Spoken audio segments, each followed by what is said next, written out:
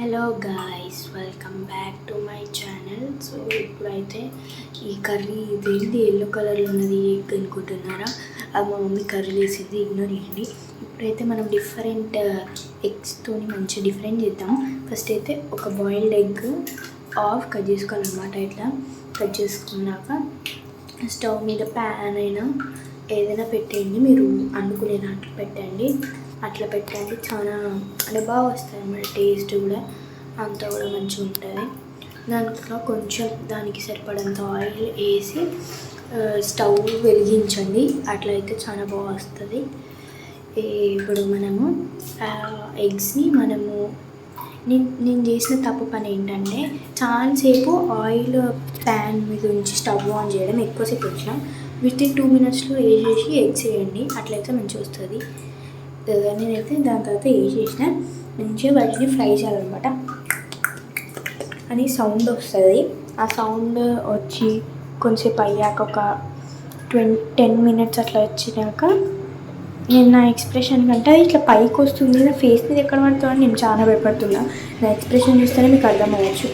సరే, ఇట్లా అయిపోయిన తర్వాత కొంచెంసేపు అయినాక 10 to 15 minutes అయినాక కొంచెం కారం, మీ టేస్ట్కి సరిపడంత కారం, ఉప్పు వేసుకోవాలన్నమాట. సో మీకు తగినంత ఉప్పు కారం వేసుకొని వాటిని చెప్పినట్లుగానే మళ్ళీ 10 to 15 minutes కలుపుకోవాలన్నమాట. ఉప్పు కారం, నేనైతే ఉప్పు 1 spoon వేసిన, కారం ఒక 2-3 spoons వేసిన. ఎందుకంటే ఫ్రైయింగ్ కదా, అది డీప్ ఫ్రైయింగ్, షాలో ఫ్రైయింగ్ అంటారు దీన్ని అయితే షాలో ఫ్రైయింగ్ అంటారు. కానీ చాలా బాగుంది. చూడు ఇట్లా వస్తుంది. ఇట్లా మనం మొత్తం కారం ఉప్పు వేసి మొత్తం ఇట్లా కలిపినాక ఆయిల్ ఇట్లా వస్తుంది. ఇట్లా డీప్ ఫ్రైయింగ్ చేసుకోవాలన్నమాట. ఆయిల్ అంత అవసరం అంటే అవసరమే మరి. ఇట్లా ఒక మంచి ప్లేట్లు వేసుకొని తినాలి. మళ్ళీ ఇప్పుడు నెక్స్ట్ రెసిపీ పేరు ప్రియమైన ఆమ్లెట్ చాలా బాగుంటుంది నిజంగానే.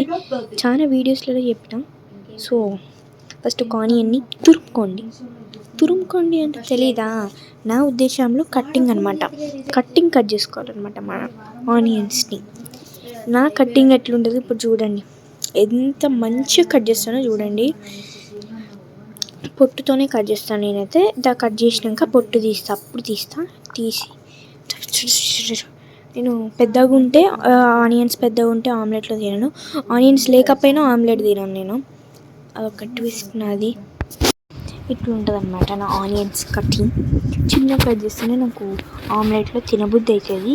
అండ్ ఇది 1 boiled దాంట్లో ఒక బౌల్, అంటే ఒక్క ఎగ్లోనే నేను 2 ఆమ్లెట్స్ వేస్తాను, అట్లా బాగుంటుంది. ఒక చిన్న బౌల్ పెట్టుకొని ఇట్లా ఒక ఎగ్ కొట్టుకోవాలన్నమాట. ఒక బాయిల్డ్ ఎగ్, ఒక నార్మల్ ఎగ్. ఈ ఎగ్ కొట్టేటప్పుడు నాకు ఫుల్ భయం వేస్తుంది, ఎందుకంటే ఆ పొట్టు ఎక్కడ పోయి ఆ ఎగ్లో పడుతుందో, నాకు ఎక్కడ వామిటింగ్ వస్తుందో. నేను ఇప్పుడు ఏం చేస్తున్నా అంటే, మీరు అల్లం పేస్ట్ కూడా వేసుకోవచ్చు, జింజర్ పేస్ట్ కూడా వేసుకోవచ్చు, గార్లిక్ కాకుండా. నేను హ్యాండ్ వాష్ చేసుకుంటా ఎప్పుడు ఎగ్ కొట్టినాక. దాని తర్వాత కట్ చేసుకున్న ఆనియన్స్ని మొత్తాన్ని ఇందులో వేసుకోవాలన్నమాట. వేసుకుంటే నాకు ఆనియన్స్ లేని అస్సలు తినను. అండ్ ఇప్పుడు మనం కొద్దిగా అంతా కారం వేసుకోవాలన్నమాట. నేనైతే ఎన్ని స్పూన్స్ వేస్తున్నా, ఎన్ని స్పూన్స్ అంటే 2 spoons వేసిన. హాఫ్ వేసిన, కానీ 4 వేసిన. హాఫ్లోనే 1 + 1 2, 1 + 1 2, అట్లా 2 కాబట్టి రెండింటిని కలిపితే 1 spoon, అట్లా 2 spoons వేసిన కారం. దాని తర్వాత ఉప్పు ఎంత, 1/2 spoon. ఎప్పుడైనా ఉప్పు తక్కువ వేసుకోవాలి ఆమ్లెట్లో, అట్లయితేనే టేస్ట్ మంచిగా కుదురుతుంది. ఎక్కువ వేసుకున్నారనుకోండి జింజర్ పేస్ట్ వేసుకోవాలి, ఓకేనా? జింజర్ పేస్ట్ ఎందుకు వేసుకోవాలి అంటే లేదు కాబట్టి అయిపోయిందంట. ఇప్పుడు మళ్ళీ ఇట్లా ఏదైనా అదే కడాయిలో కానీ వాష్ చేయాలన్నమాట. వాష్ చేసినాక ఆయిల్ వేసి ఇట్లా ముందుకి వెనుక కానీ చాలాసార్లు అనాలన్నమాట. ఒక 5 to 4 times అట్లా అనుకోవాలి. దాని తర్వాత ఎప్పుడైనా స్టవ్కి ఏదైనా ప్యాన్ కానీ ఏదైనా స్టార్ట్ చేసేటప్పుడు ఫస్ట్ వెలిగించి దాని తర్వాత పెట్టుకోవాలన్నమాట మీ bowl. I hope you understand కదా. కలుపుతున్నా, ఈ పాత ఎగ్స్ని అటు పెడుతున్నా, కొన్ని వాటర్ తాగుతున్నాయి ఎందుకంటే దాహం వేస్తుంది, ధూపేస్తుంది, ఎండాకాలం కదా, ఇట్స్ సమ్మర్. సో చాలామంది అడుగుతున్నారు కాబట్టి ఇక్కడ అడుగు చెప్తాను నీకు. మీకు హాలిడే స్టార్ట్ అయ్యాయంటే నాకు 23rd రోజు స్టార్ట్ అయ్యా. ఇవాళకి ఒక 1 వీక్ అయిపోయిందనమాట స్టార్ట్ అయ్యి కూడా. చాలా స్పెషల్. ఫస్ట్ మనం ఎప్పుడైనా ఆమ్లెట్ వేసేటప్పుడు కొంచెం స్పూన్ తీసుకొని ఇట్లా ఫస్ట్ ప్యాన్ మీద ఇట్లా అనుకోవాలి, ప్యాన్ మీద ఇట్లా చల్లుకోవాలి. నేను చెప్పిన 1 ఎగ్లోనే 2 ఆమ్లెట్స్ వేస్తాను నేను. అట్లా కొంచెం కుదుపుతుంది, వేసినాక అటు ఇటు తిప్పుతా, అట్లయితే పెద్దగా అయిపోతుంది. నా ఎక్స్ప్రెషన్ మీకు నచ్చిందా?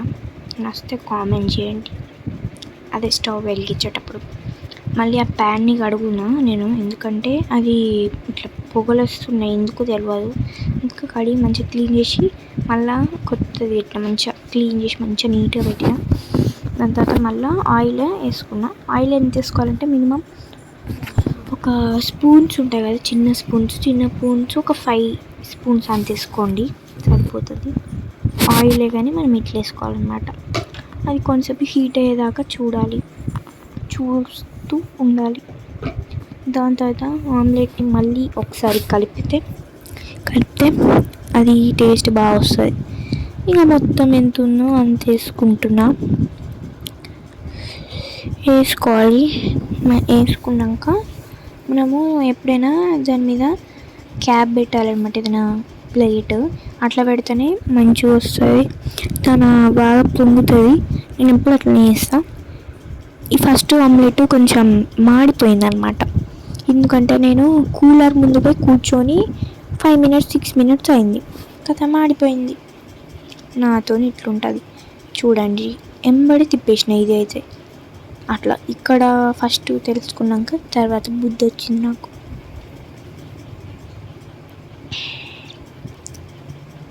డన్ అని చెప్తున్నా నా ఎక్స్ప్రెషన్కి.